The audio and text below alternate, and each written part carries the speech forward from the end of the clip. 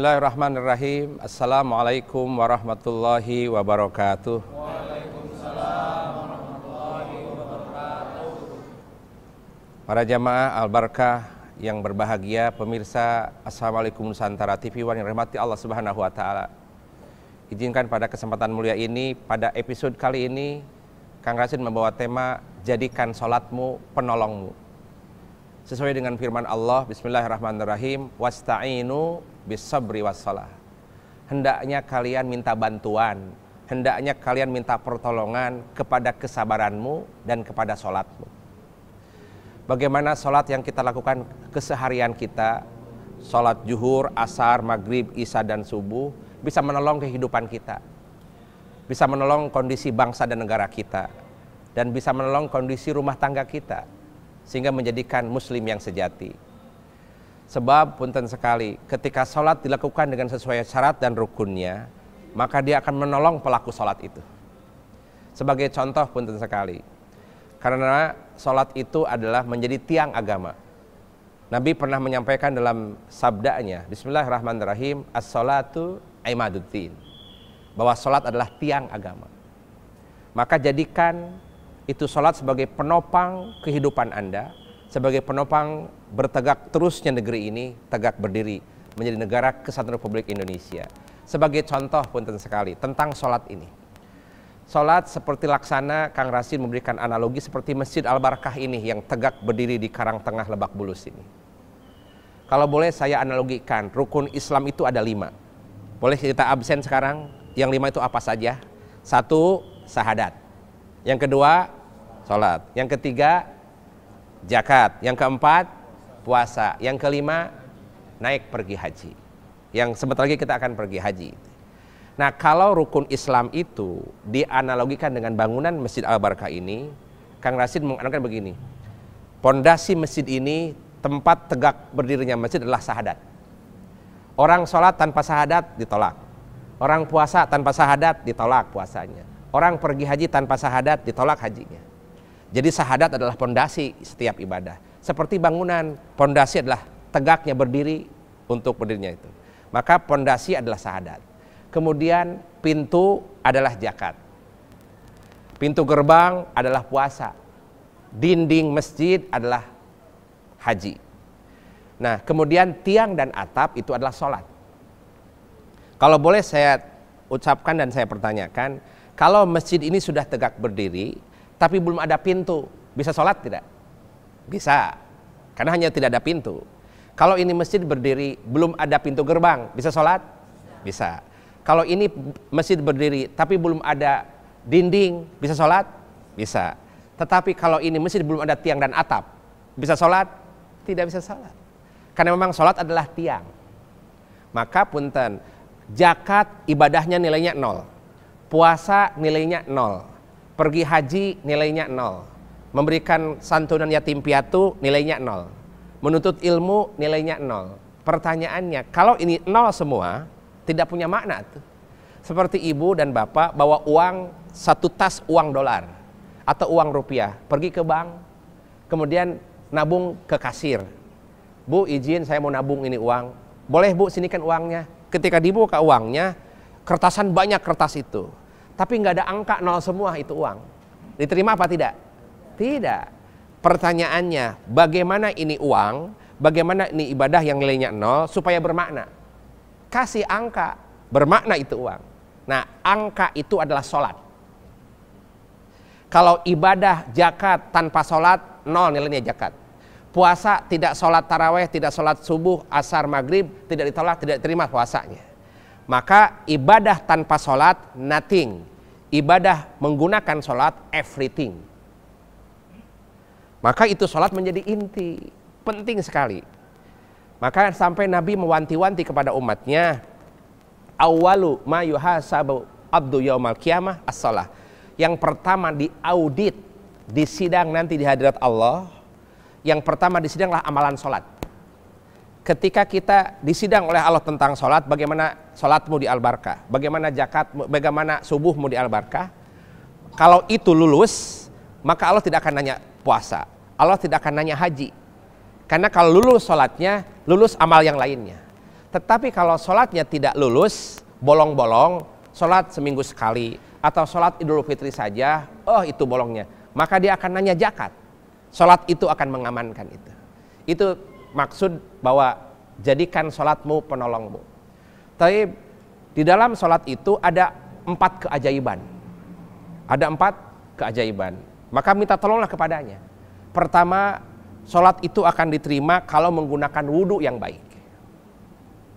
Kemudian sholat itu akan diterima dia pakai gerakan sholat. Ada ruku, ada sujud. Yang ketiga, sholat itu akan diterima sesuai dengan waktunya. Tidak boleh sholat zuhur di waktu sholat subuh, gak bisa. Gitu ya. Dan yang keempat, sholat itu adalah doa. Jadi kalau Allahu Akbar diam saja, harus berdoa tuh dalam sholat. Nah, keempat unsur sholat itu jadi penolong. Dia ada wudhu, dia ada waktu, dia ada gerakan, dan dia ada zikir dan sholat. 4 keajaiban ini menjadi penolong kita. Secara singkat sampaikan, wudhu mendatangkan kesucian, waktu mendatangkan kekuatan, gerakan sholat mendatangkan kesehatan, ya. Doa di dalam sholat mendatangkan ketentraman, kesucian, kekuatan, kemudian kesehatan dan ketentraman. Itu semua dimiliki oleh yang melakukan sholat. Jumpa kembali di segmen berikutnya, tetap di Assalamualaikum Nusantara.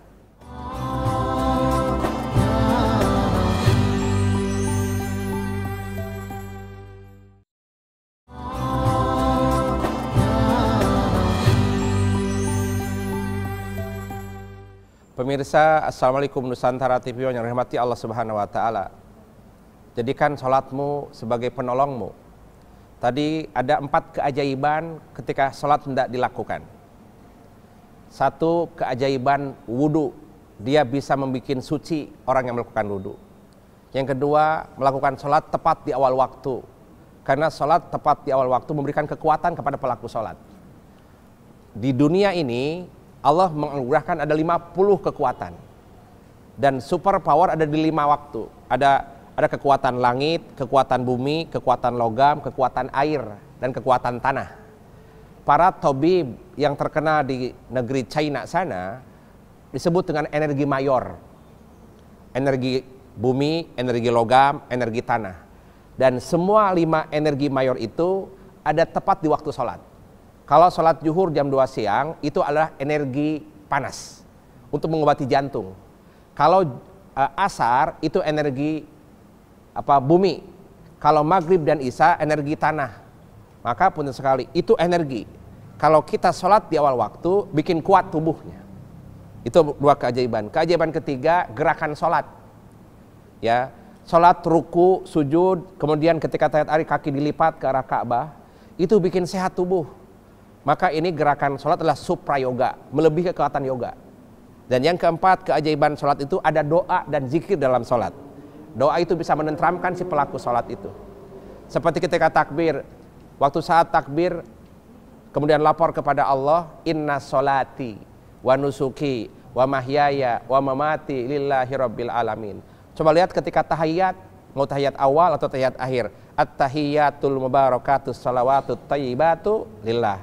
Itu adalah dialog makhluk dengan pencipta. Sok silahkan curhatkan proposal hidupmu ketika tahiyat.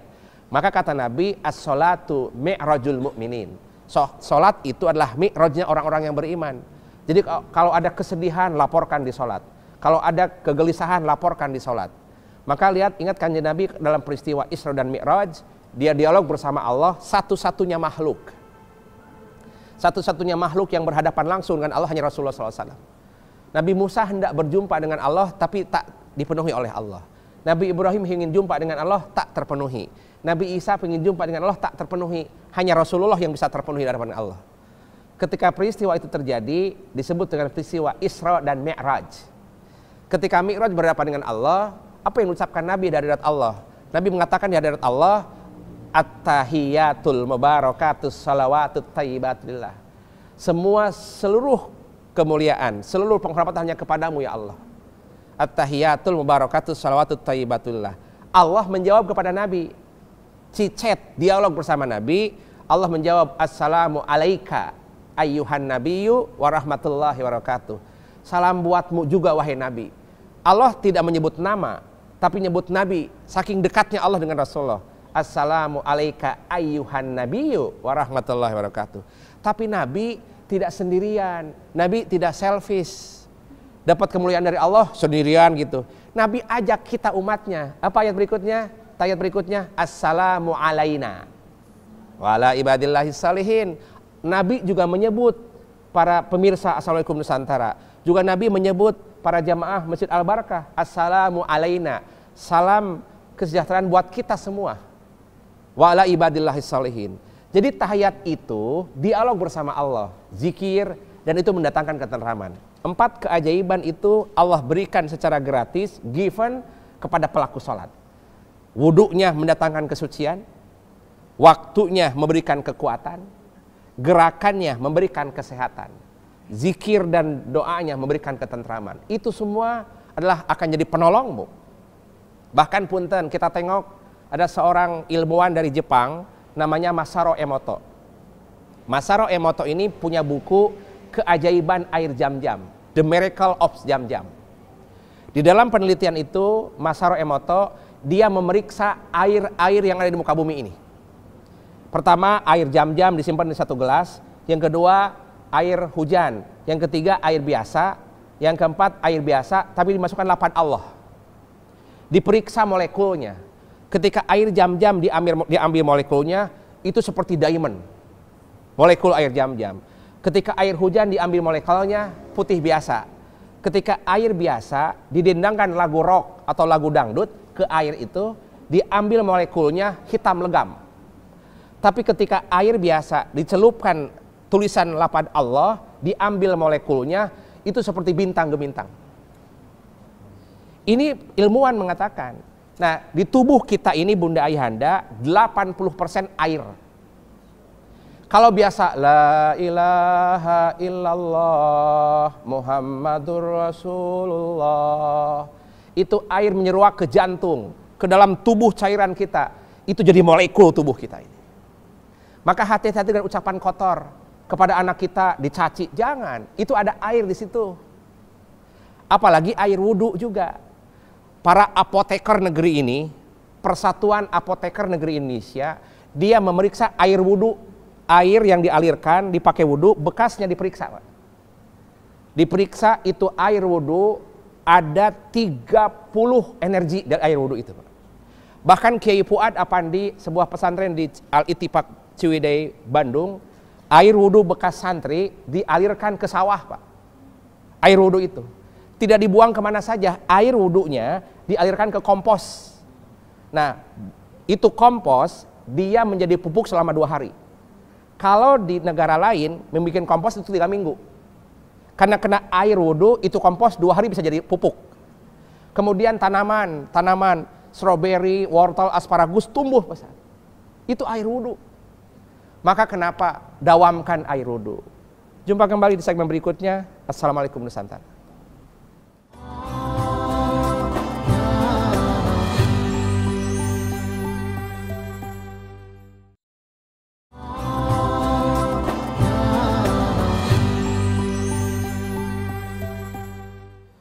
Pemirsa Assalamualaikum Nusantara TV yang dirahmati Allah Subhanahu wa taala.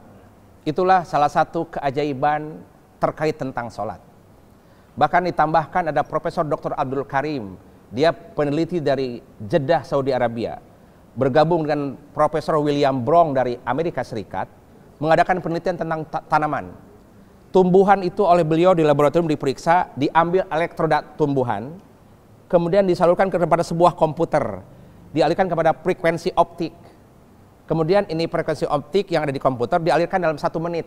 Ternyata itu tanaman, diperiksa dalam komputer itu per 1 detik dia menyebutkan subhanallah 1000 kali dalam 1 detik.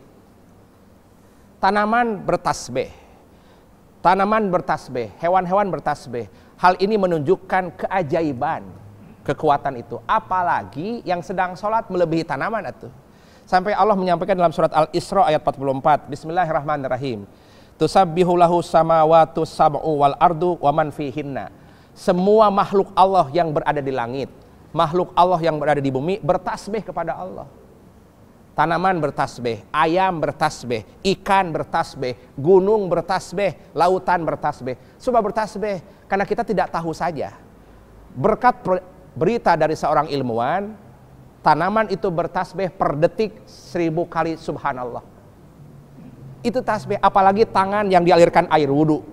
Bagaimana lisan yang terus tidak pernah berhenti tasbih. Ini akan jadi saksi. Itu maka minta tolonglah kepada sholatmu, pesan Allah, wasta'inu bisabri wassalah. Taib. Itu demi kesehatan, kekuatan. Sekarang kesejahteraan. Taib. Sholat juga memberikan kesejahteraan. Contoh saja tengok Saudi Arabia. Saudi Arabia kalau sholat di awal waktu, maghrib jam 6, jam 5 sudah rapi itu masjid. Subuh jam 4, jam 3 sudah rapi itu masjid. Kemudian asar jam 4, jam 3 sudah rapi itu masjid. Dia di sana kita menanti sholat.